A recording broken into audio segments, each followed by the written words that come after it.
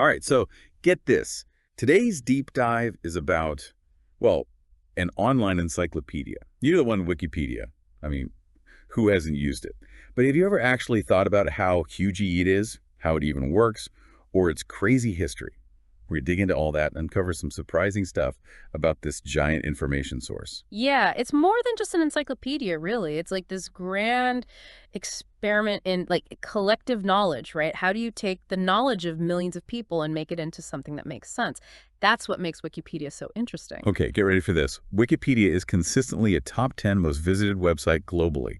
SEMrush even had it at number 4, and SimilarWeb put it at 7 just last August. It's kind of mind-blowing. The biggest, most read reference work ever, and it all started back in 2001 with Jimmy Wales and Larry Sanger. I bet they had no clue what they were starting. And it's still going strong, right? Fueled by volunteer editors and people donating to Wikimedia Foundation. But here's the thing. The growth of Wikipedia, especially the English version, isn't a straight line up. It's more like, well, a puzzle with some pieces missing. Right. There was this time of insane growth, new articles popping up constantly. But around 2007, things changed. The number of new articles added each day went from like 1,800 in 2006 to only 800 by 2013. Whoa, that's a big drop. What happened? Did people just stop caring about writing articles? There are a bunch of theories. One is the low-hanging fruit theory. The idea is that all the obvious important articles were written early on, so the more specific or unknown a topic, the fewer people are going to write about it. Makes it hard to get new editors, too. That makes sense, but there's got to be more to it. I mean, there are endless things to write about. Exactly. Some people say Wikipedia just got too complicated. As it grew, there were more rules, guidelines, and all these structures. It's intimidating for new people. Imagine trying to learn all that just to write one article. It's that whole insider versus outsider thing. Wasn't there a study from the Palo Alto Research Center that said this barrier might be scaring away potential editors? And ironically, even Jimmy Wales didn't believe it at first. It shows a big problem for anything that relies on volunteers, especially something as big as Wikipedia. How do you balance being open to anyone with making sure the information is good? It's a tough balancing act for sure. And speaking of tough, let's talk about Wikipedia being open to edits from, well, anyone. That's like its whole thing, right? In theory, yeah. In reality, it's more complicated. Think about it. If anyone could edit a site that big, it would be chaos. Oh, yeah, definitely. It'd be a playground for trolls and people who just want to mess things up. Exactly. So over time, Wikipedia's had to limit editing, especially the English one. You can't just create a new article anymore. Got to be a registered user, and some pages are even more strict. Wait, really? So how does that work? What kind of limits are we talking about? Well, a page that people try to vandalize a lot might be semi-protected, or extended confirmed protected. That means only editors who've been registered for a while and made a certain number of edits can change it. And super controversial pages like hot political stuff or celebrity scandals are often locked down. Only administrators can edit those. It's like a fortress with more guards at each level. That makes sense. You got to protect the facts. But seriously, is it really open if there are all these rules? Don't experienced editors have more power then? People in the Wikipedia community debate that all the time. There was an article, I think it was in the Columbia Journalism Review back in 2021, that called Page Protection Wikipedia's most important tool. But it also admitted that it creates some tension. That's so interesting. Openness versus control, finding that balance so that knowledge can grow without becoming like total anarchy. But even with the rules, there's still vandalism, right? Keeping the trolls away must be a nightmare. Oh, it never ends. And vandalism comes in all forms. There's the obvious stuff, like putting in bad language or messing up whole sections. Then there's the sneaky stuff, putting in wrong info, deleting important facts, even changing the wording to push a certain viewpoint. Ugh, that sounds awful to deal with, especially with how big Wikipedia is. How do they even manage? You can't have people watching every single change, can you? That's where the beauty of crowdsourcing and technology helps out. Wikipedia has a multi-pronged approach. They rely on the community being vigilant editors, constantly looking for suspicious edits and flagging them. But they also have really sophisticated software tools that can detect and fix vandalism. Like what? Tell me more. Well, they have bots, for one, not the annoying kind, but programs made to spot and fix vandalism. They can find patterns, flag suspicious stuff for humans to check, even find those fake accounts people make to mess with things. Whoa, it's like a digital game. But who are these people behind the scenes making these tools and constantly fighting for the truth? It's easy to picture Wikipedia being run by, like, a small group of super dedicated experts. But is that really true? It's a really interesting mix of people who've been there forever and those who are new and super passionate. You're right, a small percentage of editors do a lot of the work. There's an article in Slate, I think back in 2008, that said only 1% made half the edits. But that's not the whole story. Wait, 1% controlling everything? That doesn't seem very democratic. That's where it gets interesting. An internet activist, Aaron Swartz, pointed out that lots of articles are helped by people who only make a few edits. They might show up, make some important changes, and disappear. It's a strange but kind of amazing system. So it's a mix of dedicated insiders and random outsiders who contribute. I bet that causes some friction. It's like the old guard versus the new generation, each with their own ideas about how things should be done. And that plays out in fascinating ways. On Wikipedia, it shapes the content, the culture, even the future. We'll dig more into that after a quick break. That insider-outsider thing, it kind of spills into one of the biggest criticisms of Wikipedia. You know, for all this talk about making knowledge available to everyone, there's this question of, well, whose knowledge are we talking about? And who gets to decide what's important enough to be included, right? Yeah, okay. Okay, enough hinting around. What's the big issue here? The diversity problem, specifically the lack of female editors. It's been a problem for a long time. There was this survey back in 2008 by Wikimedia, and it showed that only 13% of editors identified as female. Seriously, only 13%. Oh. No wonder it feels like there's a very specific viewpoint being represented. Right. Why do you think that is, though? Is it just a tech industry thing, or is there more to it? It's tricky. Some women have said they're worried about backlash or harassment, especially in topics dominated by men. Others talk about not feeling confident enough, like their knowledge isn't expert enough for Wikipedia. It's so frustrating. Those fears come from the same biases that exist outside of Wikipedia. It's a vicious cycle. You're right. It's a reflection of larger societal problems. Those biases have silenced marginalized voices for ages. What you see on Wikipedia is just a tiny version of that. It shows that Wikipedia is really just a microcosm of the world, good and bad. But what's being done about it on Wikipedia itself? Any initiatives to get more women involved in editing? There have been some attempts, like programs at universities and editing events specifically for women, trying to introduce them to the whole world of editing Wikipedia. The idea is to empower them, to share what they know and make the platform more inclusive. It's an uphill battle, for sure. Well, hopefully those efforts make a difference. It's clear that you need different voices to have a truly comprehensive encyclopedia. Speaking of which, we always talk about Wikipedia as one thing, but it's actually in a ton of languages. How many was it again? For 300? 339 last time I checked. Yeah. And each one has its own community of editors, rules, and its own feel. Wow, 339 different Wikipedias. Which ones have the most articles? Last I saw, in October 2024, English was still the biggest, obviously. But get this, Cebuano was in second place. Then it's German, French, Swedish, and Dutch in the top 6. Hold on, Cebuano. Isn't that a Filipino language? What's it doing up there with the big ones like German and French? It's a bit of a strange story. A good chunk of Cebuano Wikipedia's articles were actually written by a bot, LSJ bot. A bot.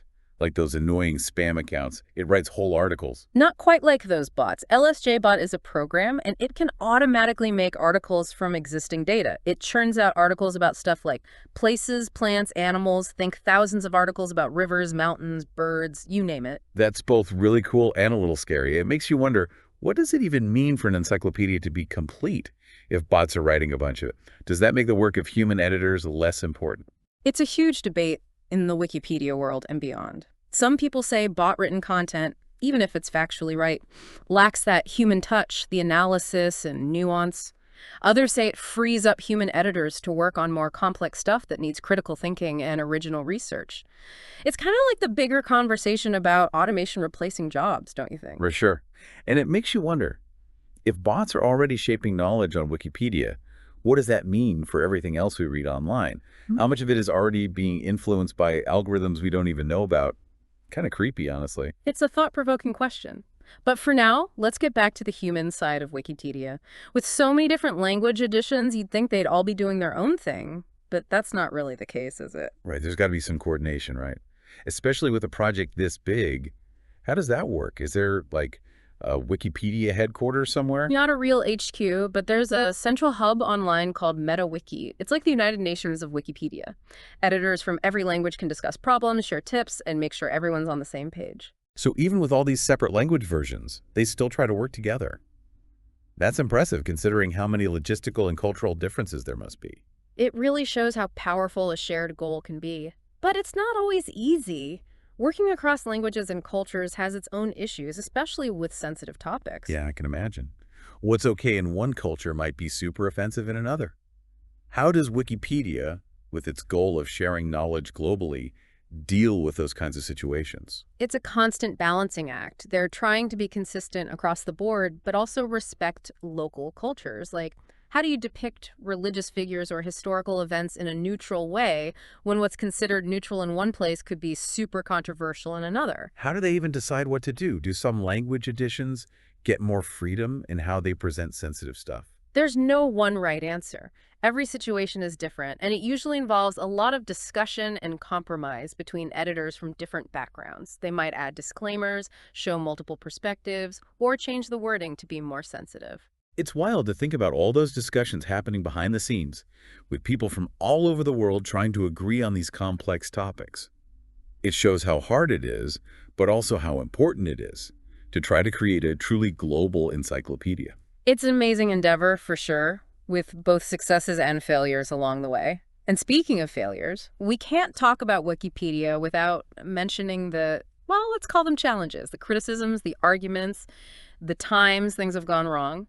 It's been a bumpy ride. Oh, totally. People have questioned its accuracy, called out its biases, and don't even get me started on the vandalism and edit wars. Yep. But I guess that's part of the deal when you're trying to create something collaboratively. For sure. It's constantly evolving, work in progress, as they say, which I guess is a good way to think about knowledge in general, right? It's never really finished. That's a good point. It reminds us that knowledge is always changing, always open to new interpretations and revisions. Exactly. And that's what makes Wikipedia so fascinating. It's like a mini version of our own attempts to understand the world, with all the successes, failures, and constant changes. It's a journey we're all on, whether we realize it or not.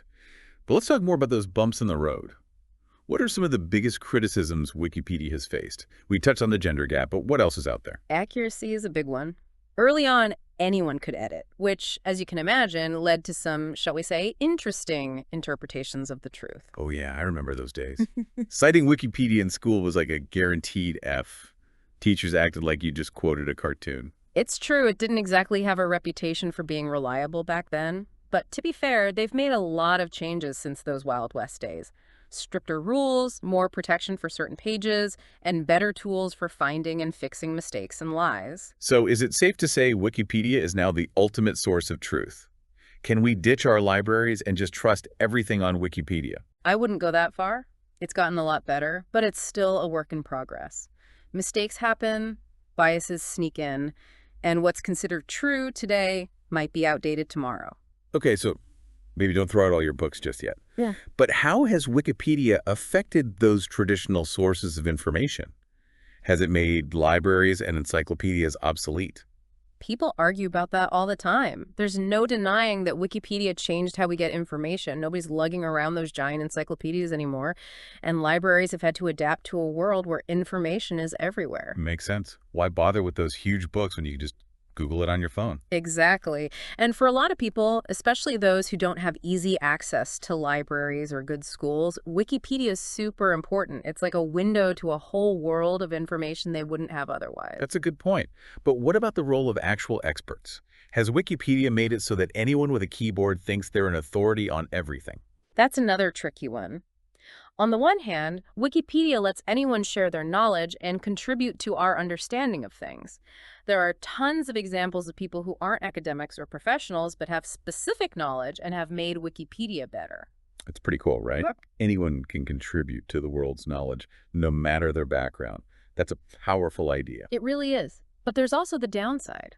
Wikipedia, even with all its rules, can be used to spread misinformation, reinforce biases, and sometimes even be hijacked by people with their own agendas. Right. It's like the catch-22 of the internet. Yeah. We have access to more information than ever, but it's also easier than ever for that information to be wrong, misleading, or straight up fake. You got it. And that's why it's so important to be careful about what we see online, question what we read, consider different viewpoints, and be skeptical of anything that seems too good or too bad to be true. Easier said than done these days. But speaking of a lot to think about, we've covered so much about Wikipedia, its history, how it works, its impact, the challenges it faces. But we haven't really talked about the future. What's next for Wikipedia? Will it keep changing and adapting, or will it collapse under the weight of all its contradictions? The million-dollar question. It's impossible to predict the future, but we can make some educated guesses. Okay, let's put on our prediction hats. What do you see happening with Wikipedia? One big challenge is whether the volunteer model can last. Like we talked about, fewer people are actively editing these days. There are a lot of reasons for that, but it does make you worry about whether Wikipedia can survive if it depends solely on people donating their time. Yeah, it's a problem for a lot of online communities. It's hard to keep that initial excitement and willingness to volunteer going, especially when everything else online is competing for our attention. Absolutely. Wikipedia needs new people, especially from diverse backgrounds, if it wants to stay relevant and representative. And it's not enough to just get new people, right? They have to make sure the ones they have stick around and don't get burned out. Editing Wikipedia can be thankless, especially with all the vandalism and arguing. Totally. They need to support their editors better, recognize their hard work, and create a welcoming space where people feel valued. So it's about building a community, making people feel like they're a part of something important. Exactly. And that leads to another big challenge: fighting misinformation and this trend of truth decay. Oh man, truth decay. Depressing, isn't it? It really is. With things like deepfakes, filter bubbles, and online propaganda, it's harder than ever to know what's true. And Wikipedia, even though it tries to be accurate, isn't immune to that. We mentioned bots earlier. Do you think they'll be more important to Wikipedia in the future, both as a threat and a solution? Definitely. On the one hand, you could have really advanced bots spreading misinformation like crazy, manipulating articles in ways that are really hard to stop. But on the other hand, bots could be used to fight that misinformation, finding and flagging suspicious edits, tracking how false information spreads, and even automating some of the fact-checking work. It's like a technological arms race. And the stakes are high because this isn't just about truth in some abstract way. It's about how information affects the real world. So true. What we read online shapes what we believe, our values, even how we vote. It can influence elections, start violence, and make people trust institutions less. Makes you think. But it also shows how important it is to be responsible with information, both as the people reading it and the people sharing it. You said it. And that brings us back to what Wikipedia represents. It's a bold experiment in how we create and share knowledge together. It's a testament to collaboration and a reminder that learning is an ongoing process. And a messy process, for sure. But it's full of potential, especially if we can figure out how to deal with all the complexities of the digital world in a smart and honest way. Couldn't have said it better myself. And on that note, I think we'll leave it there. So Wikipedia's future is about more than just tech and algorithms. It's about people, and people disagree, right? Even with the best intentions, you're going to have different opinions, conflicting viewpoints, maybe even arguments about the Oxford comma. Oh, absolutely. I mean, Wikipedia is, at its core, a massive social experiment, isn't it? You've got people from all over, different backgrounds, different beliefs, and you're asking them to agree on one version of the truth. It's bound to create amazing collaborations, but also, well, let's just say passionate discussions. It's like the world's biggest online debate club. So how do they actually handle those disagreements on Wikipedia? Do they just let people go at it in the comments? There's a system, believe it or not. It starts with discussions on the article's talk page. Editors can talk it out, show evidence, and try to come to a consensus. So it's like a mini democracy, with editors voting on what's true. It's more about building consensus based on evidence, reliable sources, and Wikipedia's rules about neutrality. But of course, not every disagreement is solved by a polite conversation. And that's where things get interesting, right? Exactly. For those really tough disputes, Wikipedia has a whole system for resolving things. Think of it like a court system with different levels of authority. Okay, now I'm really curious. How does that work? So first, if those talk page discussions go nowhere, editors can ask for mediation. That's where another editor, someone not involved in the argument, steps in to help. They're like a referee, trying to help everyone see the issue from different sides and find some common ground. I like it. Wikipedia conflict resolution is like therapy for editors. In a way. But if even that doesn't work, then they bring in the big guns, the arbitration committee. Oh, that sounds serious. What are these Wikipedia judges? It's called ARBCOM for short, and it's basically the Supreme Court of Wikipedia. They're experienced editors elected by the Wikipedia community, and they have the power to make decisions about disputes, like punishing disruptive editors, banning people from certain topics, even banning them from editing altogether. Whoa, they can kick you off the island? They don't mess around. It makes sense, though.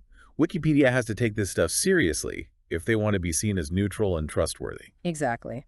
But even with all that, bias is still a big issue. We talked about the lack of female editors, but what are some other examples? Well, there's geographic bias. I've noticed that articles about some parts of the world are often way shorter and less detailed than articles about similar things in, say, Europe or North America. That's a really important point. Wikipedia's editors are mostly concentrated in certain parts of the world, just like internet access in general. So some regions and cultures end up with more representation than others. It's like that saying, history is written by the victors, except it's more like Wikipedia is written by people with good internet and a lot of free time. That's one way to put it. And that geographic bias can show up in all sorts of ways, from the kind of sources people use to the actual language they use to describe events and people. It shows how hard it is to be truly neutral, especially when you're dealing with different languages, cultures, and historical interpretations. Absolutely. And it's not just about where you're from. There's also systemic bias, which we saw with the gender gap. The idea that some perspectives are automatically seen as more important than others without us even realizing it. It's like we don't even see those biases sometimes, but they're always there, shaping how we see the world. Exactly. And those biases can creep into Wikipedia, from the words used in articles to the kinds of topics that are considered important enough to be included in the first place. So how do we fix it? Can you even have a completely neutral encyclopedia when everything is subjective? That's the big question. And honestly, there's no easy answer. But I think admitting there's a problem is the first step. We have to recognize that bias exists everywhere and that it can show up in sneaky ways. So we have to be aware of our own biases, those assumptions we make about the world based on our own limited experiences. Exactly. And then we have to look for different voices, question our own assumptions, and be open to talking to people who see things differently. That's a tough challenge. Mm-hmm. But if Wikipedia, with all its influence, can figure out how to be more inclusive and represent everyone, it could have a huge impact on the rest of the internet. It's a worthy goal. And it all comes back to the big question we've been thinking about. What does it even mean to create and share knowledge in the digital age? It's a question without easy answers. But Wikipedia has definitely made us think about it. It's challenged how we define expertise, made information more accessible, and started important conversations about truth, neutrality, and what it means to know something. And maybe that's its most important contribution, not as the ultimate source of all knowledge, but as a way to keep the conversation going, a reflection of who we are, and a reminder that learning is a journey, not a destination. Well said. And on that note, we'll let you continue that journey on your own. Thanks for joining us for this deep dive into the wild, wonderful, and often messy world of Wikipedia.